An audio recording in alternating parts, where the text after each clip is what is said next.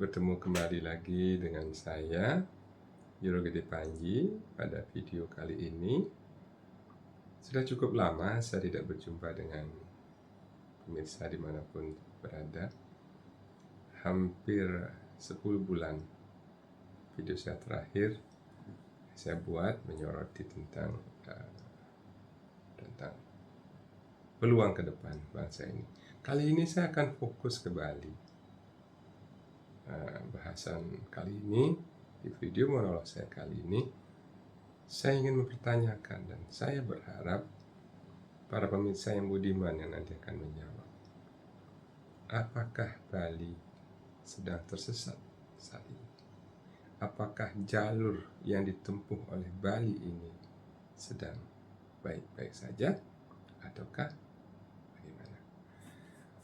Pertama, tanpa mengurangi rasa hormat saya, simpati saya kepada para keluarga korban yang terkena korban banjir pada beberapa hari yang lalu, 18 orang.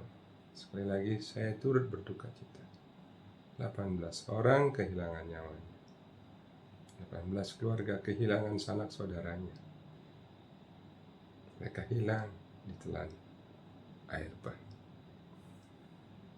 Pemirsa yang saya hormati, kenapa saya mulai bertanya tentang apakah Bali sedang tersesat? Rasanya tidak terlalu salah apabila saya berkata bahwa saya menyatakan bahwa saya memberi gambaran bahwa cita-cita kami 30-40 tahun yang lalu untuk melihat Bali yang makmur, Bali yang masih utuh. 30-40 tahun yang lalu kami tidak mengenal istilah-istilah yang disosialisasikan oleh para pemangku kepentingan, oleh para pejabat, Trihita Karana, Nangon Sarkerta, dan lain sebagainya. Kami tidak mengenal itu. Tapi kehidupan 40 tahun lalu masyarakat Bali cukup disiplin. Kami taat pada sempadan sungai, kami taat pada sempadan jalan, kami taat pada sempadan jurang, kami taat pada sempadan tentang lokasi-lokasi tempat suci, kayangan, dan lain sebagainya. Kami sangat menghormatinya. 40 tahun yang lalu, ketika saya masih remaja, saya melihat bagaimana sulitnya orang mencari IMB. Saya merasakan betul bagaimana almarhum orang tua saya ketika mencari izin bangunan, ketika saudara-saudara saya mencari izin tentang membangun, begitu banyak persyaratan yang harus dipenuhi. Sekarang, bandingkan dengan kondisi sekarang para pemirsa dimanapun Anda berada.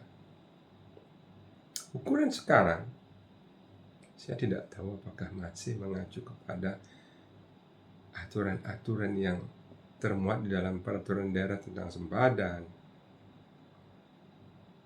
baik itu sempadan jurang, sempadan pantai, sempadan telabah, sempadan dan lain sebagainya.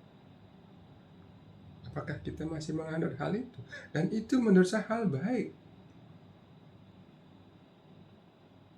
Hingga kita sampai ke titik sekarang ini tentu bukan merupakan perjuangan yang murah dan mudah.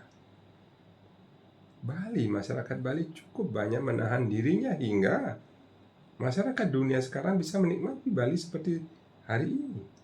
Namun di balik itu, di balik semua yang terlihat mewah, terlihat modern dan lain sebagainya, ada pengorbanan warga Bali asli utamanya. Warga Bali yang berbudaya Bali, beradat Bali, yang melakukan pengorbanannya untuk misalnya rakyat Bali tidak pernah diizinkan, tidak pernah mau melanggar bisa misalnya Membangun di sisi jurang, apalagi untuk kepentingan komersial tourism. Membangun di pinggir pantai, apalagi untuk kepentingan komersial tourism.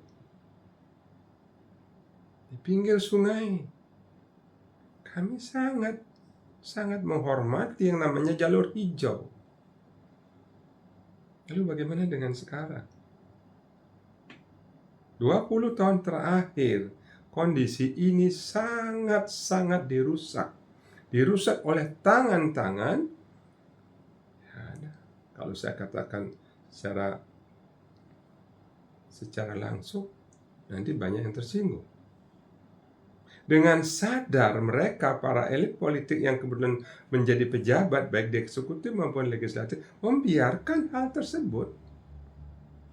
Ukuran ketaatan sekarang pada tata ruang adalah tebalnya amplop. Maaf, sekali lagi maaf. Ini fakta.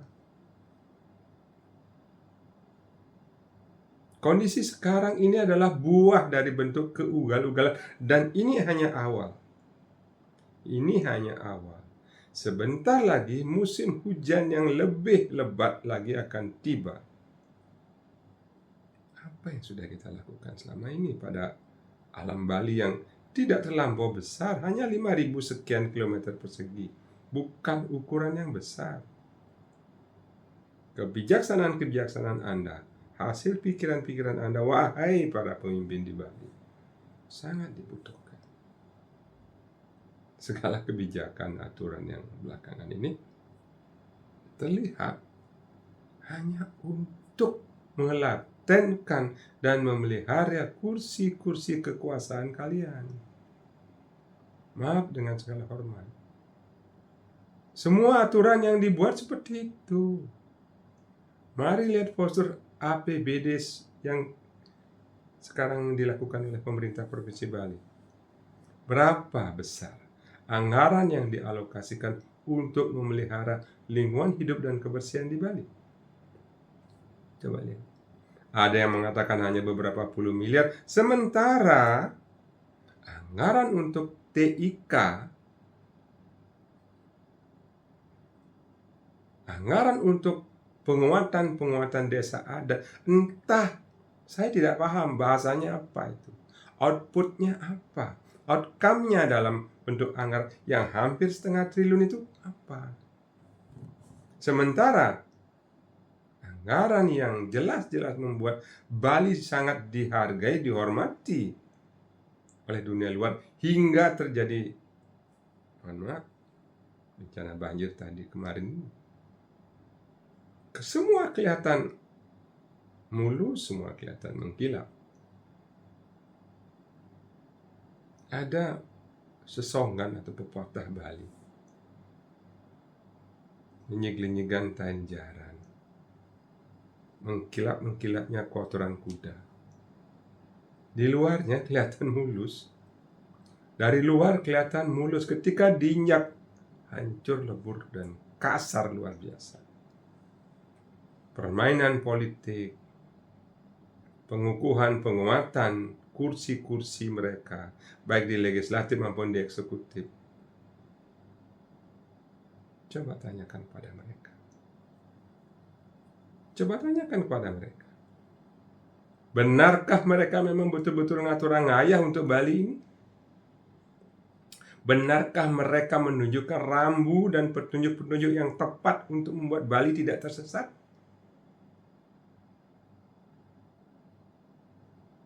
Para pemirsa yang budiman,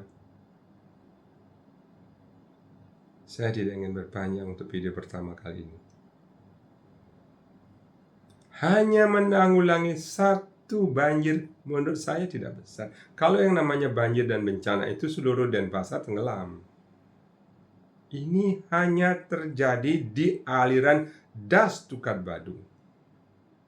Satu saja, Das Tukat Badung adalah daerah aliran sungai Tukat Badung. Padahal kita tahu, kalau para pemerhati kita, lingkungan kita tahu bahwa di Teluk Benoa itu bermuara 5 sungai besar. Ini baru satu sungai sedikit meluap, sedikit mengalami kelebihan pasokan air karena datang dari area-area yang sama sekali sudah kehilangan daya resapnya. Kita lihat belasan nyawa melayang, miliar bahkan mungkin ratusan miliar materi hilang begitu saja dalam waktu hanya hujan tidak lebih dari 5 jam. Jadi, wahai para pengambil kebijakan, wahai para pemimpin eksekutif maupun legislatif, jaga mulut Anda, jaga batin Anda, jaga pikiran Anda, jaga kewarasan Anda untuk berkata, masyarakat sedang sakit. Jangan tambah lagi dengan sakit-sakit rasa hati mereka yang tertimpa bencana. Hingga hari ini tanggal 22 September, belum pulih betul. Masih banyak saya lihat onggokan sampah di sungai-sungai yang ada pada jalur das Tukat Badung itu. Sekali lagi, apakah kita sedang tersesat? Apakah kita sedang pada jalur yang benar? Di pulau yang menjadi pulau idaman wisatawan dunia ini. Apakah pilihan Anda benar secara politik? Apakah jalur kebijakan yang kita lakukan sebagai warga Mali sudah benar? Secara ekonomi, secara sosial? Rahayu, rahayu.